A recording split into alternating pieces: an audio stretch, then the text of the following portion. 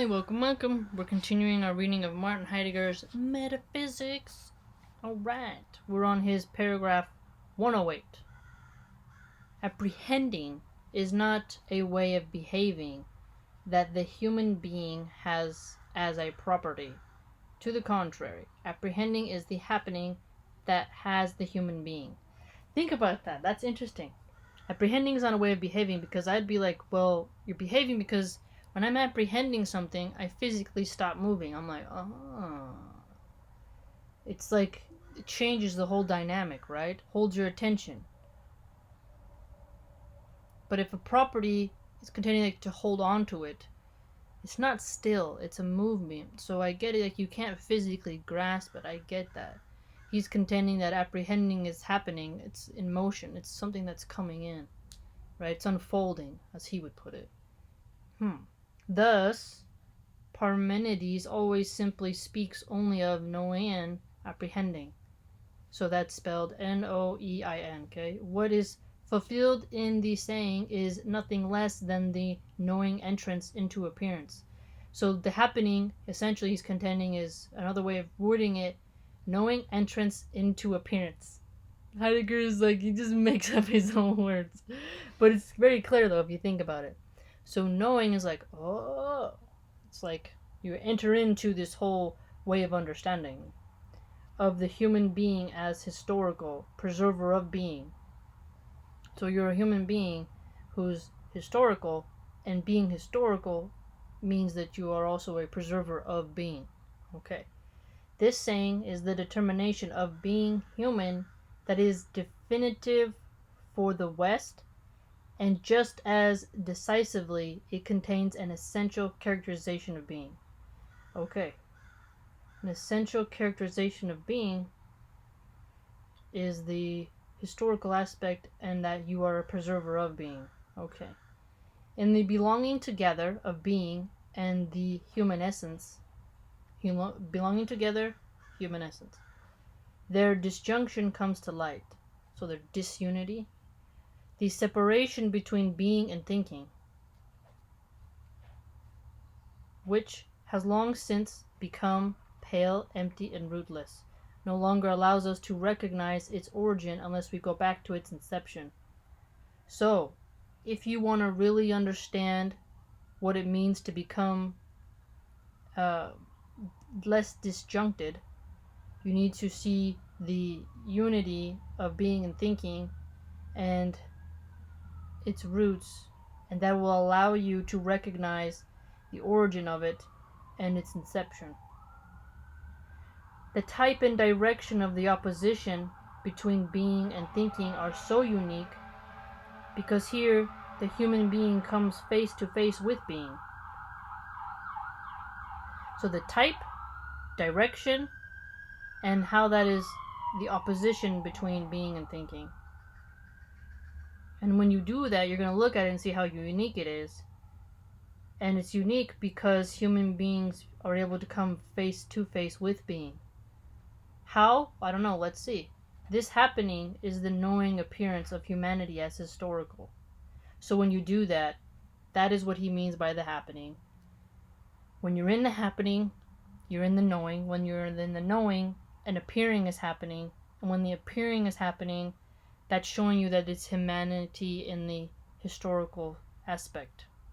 Only after humanity became familiar as such as being was the human being, then also defined in a concept, namely as Zun Logon Eshon, animal rationale.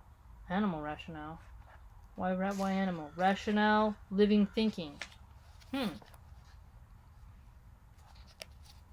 It's kind of a different term, don't you think? In this definition of human being, logos plays a part, but in a completely unrecognizable form, and in a very peculiar context. Exactly, that's what I'm saying. You just said something peculiar. I'm like, what? This definition of the human being is at bottom a zoological one. Oh no, I thought he said that anthropology was not the mode to look at it though. And if you're going to go through the animal mode of zoology, then you're looking at the anthropology aspect in biology, but he just said that was pale. Let's see where he goes. The zoon of this zoology remains questionable in many respects.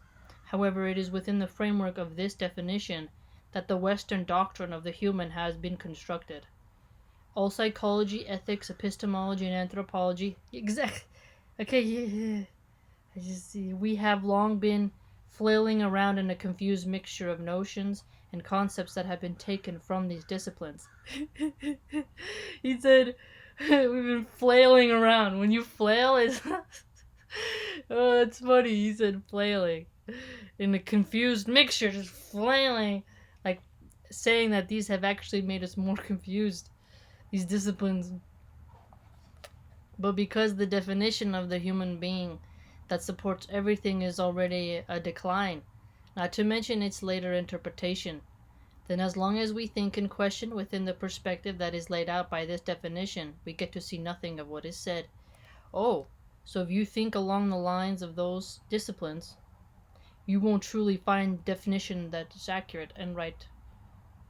And you won't see what it means to be in the knowing, in the historical mode of humans, and even further, you won't even be able to comprehend or really relate to what Parmenides is saying. Yet the usual notion of humanity in all its variations is only one of the barriers that cuts us off from the space in which the appearance of human essence inceptively happens. Humanity in all its variations, and then barriers that seem to cut us off from a space that allows the appearance of what it means to be human and the essence of it to even be brought to appearance in a happening. The other barrier is that even this question about humanity remains alien to us.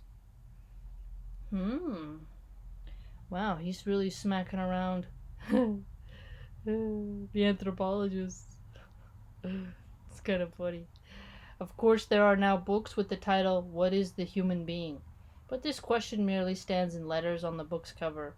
The question is not asked, and not just because one has simply forgotten to ask questions in the midst of so much book writing, but because one already possesses an answer to the question, and an answer that at the same time says that one is not allowed to ask at all.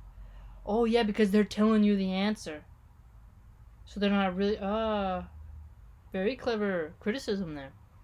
If someone believes the propositions expressed by the dogma of the Catholic Church, that is the individual's affair and is not at issue here. But if one puts the question, what is the human being, on the cover of one's book, even though one is not questioning, because one does not want to question and cannot do so, this is a procedure that has forfeited and advanced every right to be taken seriously. So if you write book titles like that, you shouldn't be taken seriously. And when, for example, the Frankfurter Zeitung then praises such a book, in which a question is asked solely on the cover, so the question is only asked on the cover, and the inside the book it's not really in depth of that question. It's just a clickbaity headline. Tell him, Heidegger, as an extraordinary, magnificent, and courageous book. It is clear even to the blindest where we stand. That where we stand is that we're not really in the knowing, and we really don't want to examine what it means to be human, the essence of human being. Wow, that's a strong smack, is it not? Wow.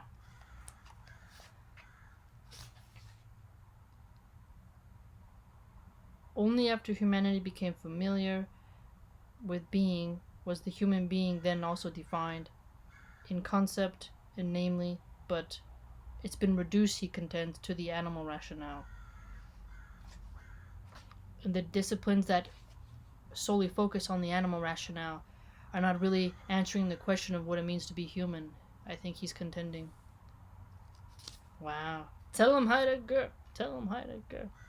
It's very useful to read him, I'm telling you. You will get to really wrestle in your head and follow his form of reasoning.